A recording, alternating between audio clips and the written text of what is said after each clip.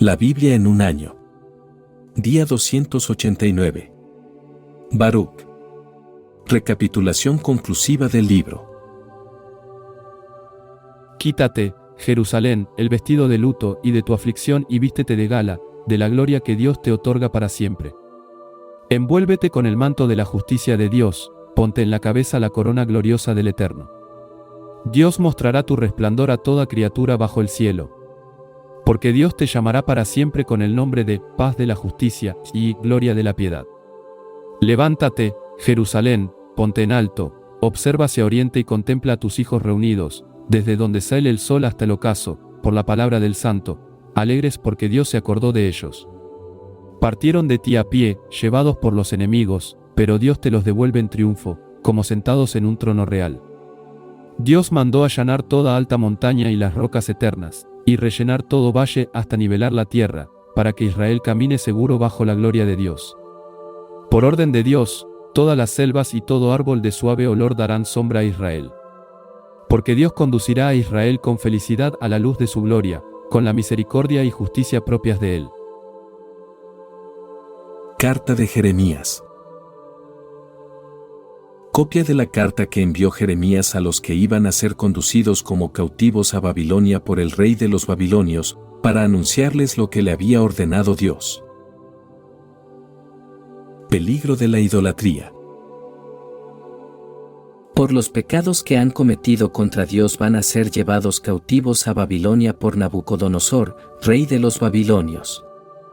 Una vez entrados en Babilonia, permanecerán allí muchos años, mucho tiempo, hasta 7 generaciones. Pero después los sacaré de allí con paz. Próximamente verán en Babilonia unos dioses de plata, oro y madera, llevados a hombros y que infunden temor a los gentiles. Cuidado, no vayan también ustedes a imitar a los extranjeros y los domine el temor de los ídolos.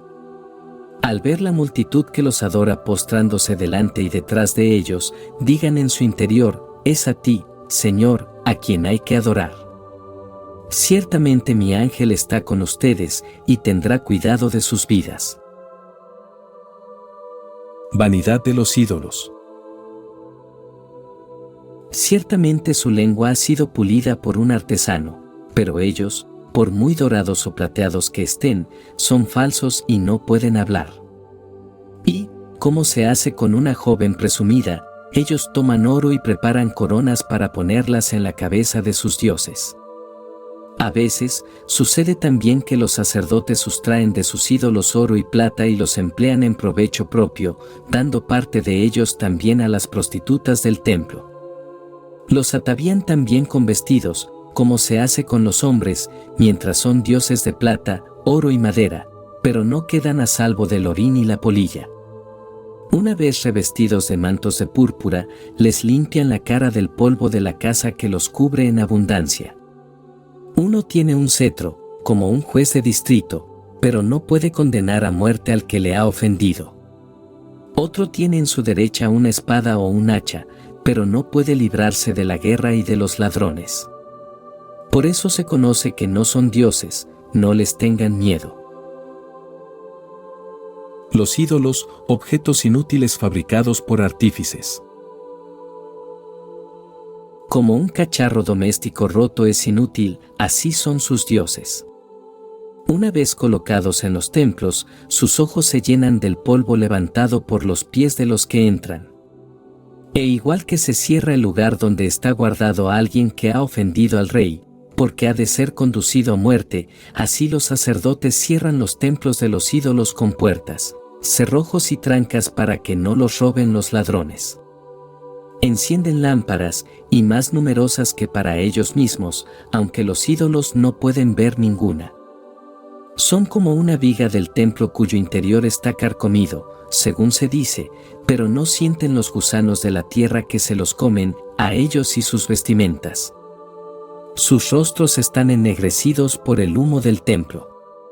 Sobre su cuerpo y sobre la cabeza se posan murciélagos, golondrinas y las aves, incluso los gatos. Por eso conocerán que no son dioses, no les tengan miedo. El oro, de que se les reviste para embellecerlos, si nadie limpia la pátina, no resplandece. Ni siquiera cuando eran fundidos se daban cuenta. Han sido comprados a cualquier precio, ellos que no tienen aliento vital. Al no tener pies, son portados a hombros y enseñan sus partes deshonestas a los hombres, hasta sus adoradores se avergüenzan. Si alguno cae al suelo, no puede levantarse por sí mismo. Si uno pone el ídolo erguido, éste no podrá moverse, si se inclina, lo enderezan y, como a los difuntos, les ponen delante las ofrendas. Sus sacerdotes abusan de las víctimas de los sacrificios vendiéndolas, de igual modo, sus mujeres salan y guardan partes de ellas y no las comparten ni con el pobre, ni con el impedido. Sus víctimas las tocan las mujeres, tanto durante la menstruación como después del parto. Sabiendo, pues, por todos estos hechos que no son dioses, no les teman. Impotencia de los ídolos. ¿De dónde, entonces, son llamados dioses? Incluso las mujeres hacen ofrendas a dioses de plata, oro y madera, y en sus templos los sacerdotes están sentados con las vestiduras desgarradas, con la cabeza y las mejillas afeitadas y la cabeza al descubierto. Aúllan gritando delante de sus dioses como hacen algunos en los banquetes fúnebres. Los sacerdotes quitan mantos de los ídolos para vestir a sus mujeres e hijas. Y si alguien los injuria o les rinde homenaje, no pueden corresponder, ni pueden establecer un rey ni deponerlo. De un mismo modo, no pueden otorgar riqueza ni monedas. Si alguien no cumple lo que les prometió con voto, no pueden exigirlo. No libran a un hombre de la muerte, ni podrán sustraer a un débil de otro poderoso. No devolverán la vista a un ciego, ni podrán aliviar a un necesitado. No se compadecen de la viuda ni hacen el bien al huérfano.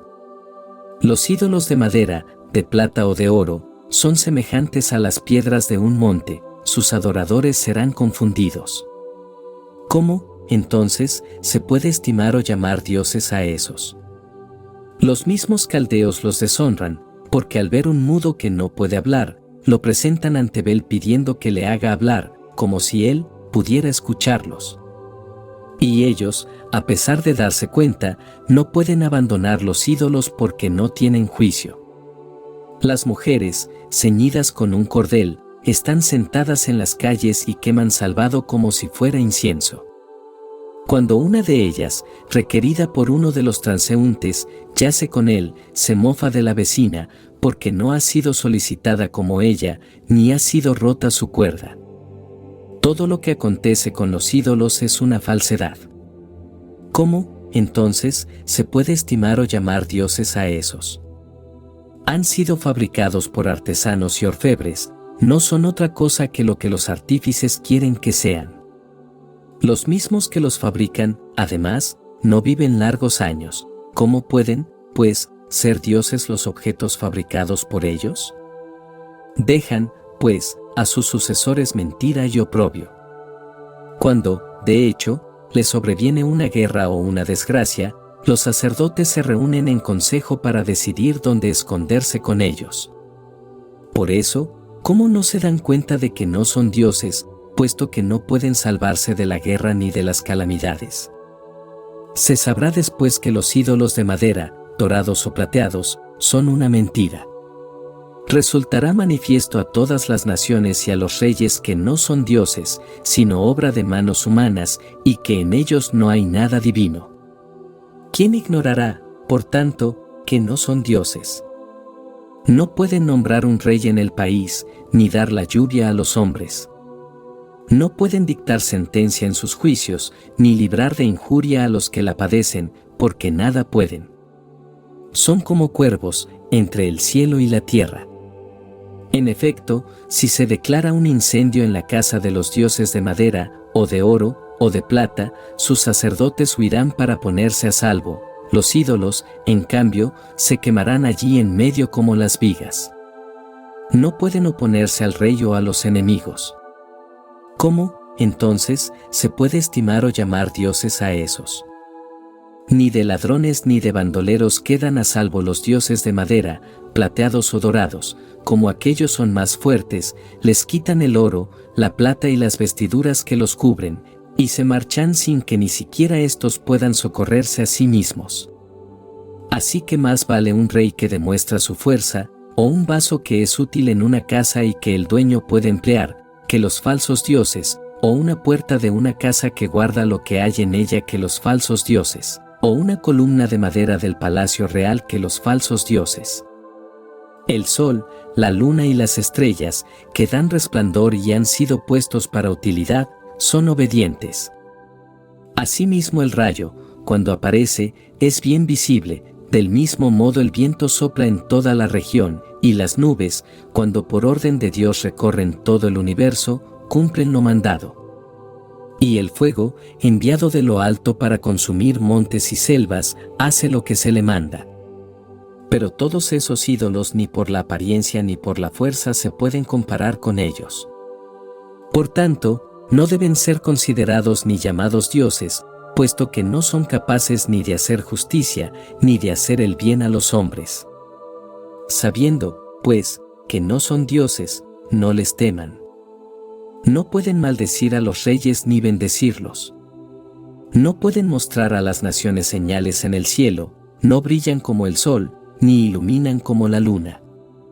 Las fieras valen más que ellos, porque pueden protegerse a sí mismas, huyendo bajo un techo. No hay ninguna razón manifiesta para considerarlos como dioses, por lo tanto, no les teman. Recapitulación. Porque, como un espantajo en un melonar no defiende nada, así son sus dioses de madera, dorados y plateados.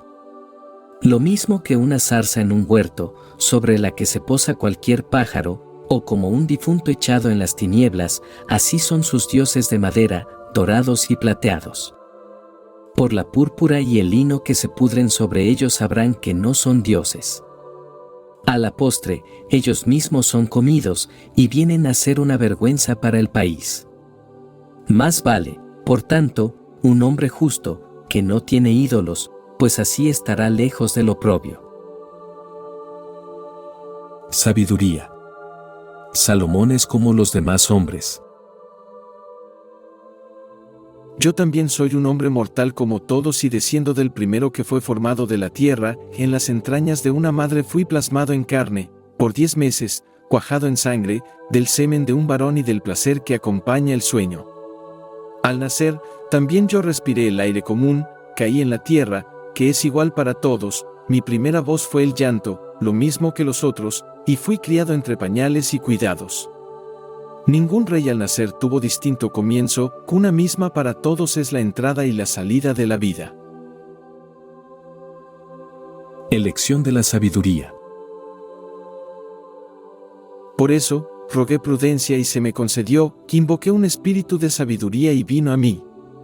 La antepuse a cetros y tronos y, comparada con ella, tuve en nada la riqueza. La piedra más preciosa no la iguala, porque, a la vista de ella, todo el oro es un poco de arena y, ante ella, la plata vale lo que el barro. La quise más que la salud y la belleza y preferí tenerla como luz, porque su resplandor no tiene ocaso. Con ella me vinieron a la vez todos los bienes, pues en sus manos hay riqueza incalculable. De todos disfruté, porque los trae la sabiduría, aunque ignoraba que ella es la madre de todos. La aprendí sin engaño y la comunico sin envidia, no escondo sus riquezas. Ella es para los hombres un tesoro inagotable, los que lo alcanzan consiguen la amistad de Dios, pues les recomienda el don de su enseñanza.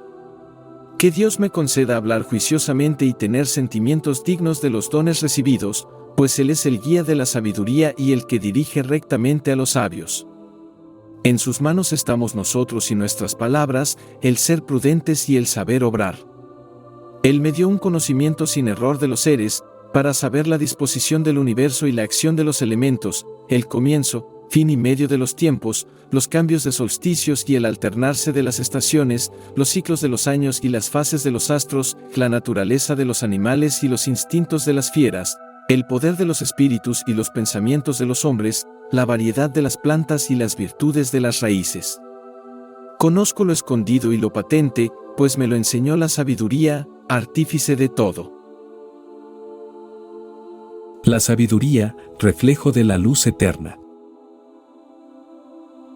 Porque hay en ella un espíritu inteligente, santo, único, multiforme, sutil, móvil, perspicaz, incontaminado, lúcido, inofensivo, amante del bien, agudo, incoercible, benigno, amigo de los hombres, firme, cierto, seguro, omnipotente, que lo observa todo, que penetra todos los espíritus inteligentes, puros, sutilísimos. Primera carta a los Tesalonicenses. Progreso en la vida cristiana. Santidad y pureza. Por lo demás, hermanos, les rogamos y los exhortamos en el Señor Jesús a que, conforme aprendieron de nosotros sobre el modo de comportarse y de agradar al Señor, y tal como ya están haciendo, progresen cada vez más. Pues conocen los preceptos que les dimos de parte del Señor Jesús. Porque esta es la voluntad de Dios, su santificación, que se abstengan de la fornicación, que cada uno sepa guardar su propio cuerpo santamente y con honor, sin dejarse dominar por la concupiscencia, como los gentiles, que no conocen a Dios. En este asunto, que nadie abuse ni engañe a su hermano, pues el Señor toma venganza de todas estas cosas, como ya les advertimos y aseguramos, porque Dios no nos llamó a la impureza, sino a la santidad. Por tanto, el que menosprecia esto no menosprecia a un hombre, sino a Dios, que además les concede el don del Espíritu Santo. Amor fraterno y laboriosidad. En cuanto al amor fraterno, no tienen necesidad de que les escriba, pues ustedes mismos han sido instruidos por Dios para que se amen los unos a los otros, y, en efecto, así lo están poniendo por obra con todos los hermanos en toda Macedonia. Pero les encarecemos, hermanos, a que progresen más y a que se esmeren en vivir con serenidad, ocupándose de sus asuntos y trabajando con sus manos, como se lo ordenamos, de modo que se comporten honradamente ante los de fuera y no necesiten de nadie. Esperanza. No queremos, hermanos, que ignoren lo que se refiere a los que han muerto, para que no se entristezcan como esos otros que no tienen esperanza. Porque si creemos que Jesús murió y resucitó, de igual manera también Dios, por medio de Jesús, reunirá con él a los que murieron.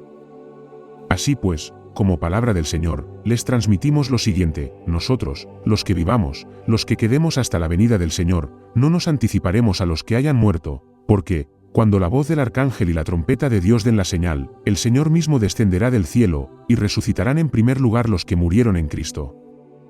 Después, nosotros, los que vivamos, los que quedemos, seremos arrebatados a las nubes junto con ellos al encuentro del Señor en los aires, de modo que en adelante, estemos siempre con el Señor. Por tanto, anímense mutuamente con estas palabras.